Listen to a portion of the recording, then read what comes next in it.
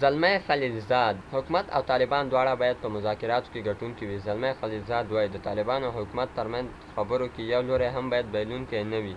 د افغان سولې لپاره د امریکا د بهرنیو چارو وزارت ځانګړی استازی زلمی خلیلزاد ویلي د دوی سیاست دا دی چې هم حکومت او هم طالبان د خبرو ګټونکي شي او هیڅ لوری باید بایلونکی نه وي. خلیلزاد په تازه څرګندونو کې ویلي چې طالبان د افغانستان یو عیني واقعیت دی او د دې واقعیت سترګې نشي پټولی. ده ویلي طالبان افغان حکومت په رسمیت نه پیژني، خو ټوله دنیا د افغانستان حکومت په رسمیت پیژني او درناوی ورته لري. د خلیلزاد په خبره طالبان باید قانع کړی شي چې له افغان حکومت سره مخامخ د خبرو میز ته کیني او روانه جګړه د خبرو او مذاکراتو پر مټ حل کړي. ده په روانه جګړه د مهمو پرمختګونو خبره کړې ده، خو دا یې نه ده په ډاګه کړې چې دا پرمختګونه تر کومه حده دي.